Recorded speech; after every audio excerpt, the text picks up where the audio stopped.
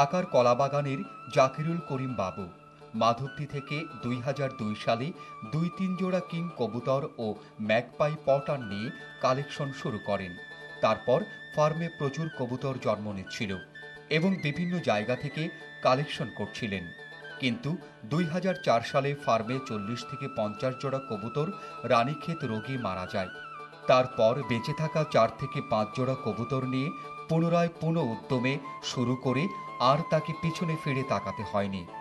বর্তমানে তার খামারে ১,০০০ থেকে ১ লাখ টাকার উপরে এক জোড়া দামের কবুতর আছে। বিভিন্ন জাতের কবুতরের মধ্যে অতি সুন্দর জ্যাকপিন আছে ১৫ জোড়ার মতো, মাল্টেজ আছে ৪ জোড়ার মতো, বুখারা আছে ১০ জোড়া। প্রতি মাসে এ খাত থেকে ভালো আয় করেন তিনি। খাদ্য খাবারের ব্যাপারে বাবু অত্যন্ত সতর্কতা অবলম্বন করেন। প্রতি মাসে কবুতরের জন্য খাবার খরচ বাবদ ৫ থেকে ৭,০০০ টাকা ব্যয় করে থাকেন। প্রিয় কৃষক ভাই, এটা আমাদের নিয়মিত পর্ব। প্রতি পর্বে আমরা কৃষকদের সমস্যার সমাধান দিয়ে থাকি। আজকে আমরা এসেছি ঢাকার কলাবাগানস্থ জাকিরুল করিম বাবুর বাসায়। তিনি বিদেশি কবুতর পালন করেন। তার কবুতরে কিছু সমস্যা তিনি দেখতে পাচ্ছেন। জাকিরুল করিম, আপনার কবুতরে আপনি কী কী সমস্যা দেখেছেন? আসসালামু আলাইকুম।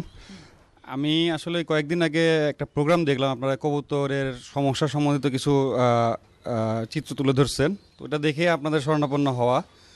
তা আমি দেখলাম একটা কবুতর, আমার একজোড়া কবুতরের পায়খানা হচ্ছে, পায়খানার সাথে সাদা সাদা ছোটো ছোটো দানার মতো কি যেন পড়তেছে, আমি ঠিক ধরে উঠতে পারতেছি না, এবং কবুতরটা পাতলা হয়ে যাচ্ছে।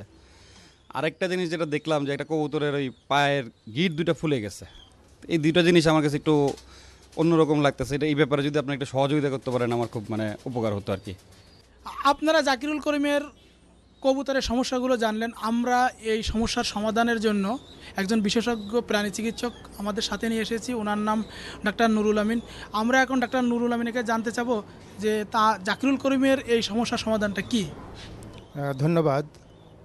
আমরা যখন এখানে এসছি, আমার মনে হয় আগে সমাধান দেওয়ার আগে আমি খামারটা এক নজর একটু চোখ বুলিয়ে নিই, দেখি যে তার যে সমস্যা সেগুলো কতটুকু গভীরে আছে।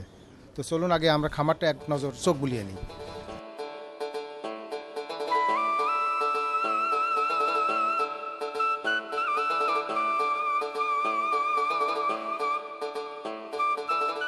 এখন ট্রিটমেন্ট যেটা কবুতরের আমরা দেখলাম যে ভাতের মতো যে টুকরা টুকরা যে ফিতা কৃমিগুলো বেরিয়ে আসছে, এটার জন্য আমরা কৃমিনাশক ওষুধ তাদেরকে আমরা প্রেসক্রাইব করব।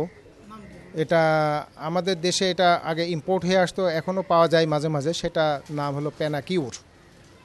এই প্যানাকিউর ট্যাবলেটটা যদি আমরা ওদেরকে খাওয়াইতে পারি, তাহলে এর ভিতরে যতগুলো ফিতেকৃমির আরও অংশবিশেষ বা আস্ত আছে সেটা পড়ে যাবে। আর যেটা ওই জয়েন্টটা ফুলে গেছে, জয়েন্টটা ফোলার প্রধান কারণ হলো এটা ব্যাকটেরিয়াল একটা ইনফেকশন। এক্ষেত্রে যদি আমরা একটু উচ্চ শক্তিসম্পন্ন অ্যান্টিবায়োটিক প্রেসক্রাইব করি, তাহলে কয়েকদিন খাওয়ানোর পরে ৫ থেকে ৭ দিন। নামটা অ্যান্টিবায়োটিকের নাম? এটা সাধারণত পিফ্লক্সাসিন জাতীয় অথবা অ্যামোক্সিসিলিন জাতীয় বা ডক্সাসাইক্লিন জাতীয় ঔষধগুলো যদি আমরা প্রেসক্রাইব করি, তাহলে এটা একটা নির্দিষ্ট মাত্রা পর্যন্ত বা দিন পর্যন্ত খাওয়ানোর পরে এটা আস্তে আস্তে ভালো হয়ে যাবে।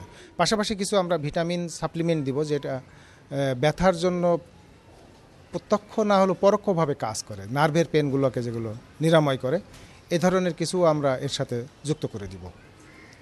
আর যেটা ফিদারের নিচেই যে লাউজগুলো হয়েছে, উকুনগুলো হয়েছে, এটা এক ধরনের স্প্রে কিনতে পাওয়া যায়। আবার এই লাউজগুলো কিন্তু রাত্রেবেলা পশমের গুঁড়ায় ঢুকে যে ওখান থেকে কিন্তু রক্ত খায়। আমাদের বাংলাদেশে বর্তমানে এসিআই কোম্পানি একটা মার্কেটিং করছে, এটা আমরা দিয়ে যাব অ্যাসিমেক। আর একটা স্প্রেও আমরা তাকে প্রেসক্রিপশনের মধ্যে দিব।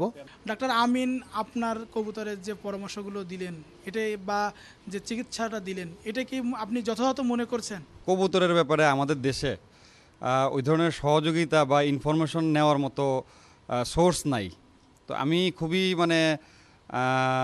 উপকৃত হলাম যে আপনাদের শরণাপন্ন হয়ে যে এই সুযোগটা পেলাম আমি তোমার কাছ থেকে, যে এই ইনফরমেশনগুলো নেওয়ার। এই যে ফিতাকিমি, যে এটা যে ফিতাকিমি জিনিসটাই আমি জানলাম এখন ওষুধটাও আমি জানলাম। আল্লাহর রহমতে ইনশাল্লাহ আশা করি পরবর্তীতে এই সমস্যাগুলো আমি কাটায় উঠব, এবং পরবর্তী স্টেজও আমি আমার যত খামারি ভাই আছে আমি সবাইকে ইনফর্ম করে, যাতে আপনাদের সাথে তাদের একটা সহযোগিতা বা যোগাযোগ রাখে আর কি। জাকিরুল করিম আমাদেরকে তার সমস্যা জানিয়েছিলেন, আমরা তার সমস্যার সমাধান দেওয়ার চেষ্টা করেছি। এবার জানাবার পালা আপনাদের। আপনারা যারা কৃষি কাজ করেন, কৃষি ক্ষেত করেন, খামার করেন, আপনাদের ক্ষেত বা খামারে যখন যে সমস্যা দেখা দেবে সাথে সাথে ফোন করবেন আমাদেরকে। আমরা এরকম বিশেষজ্ঞ এনে আপনার খামারে পর্যবেক্ষণ করে সমাধান দেওয়ার চেষ্টা করব। এতে স্বনির্ভর হবেন আপনি, এগিয়ে যাবে দেশ। তাই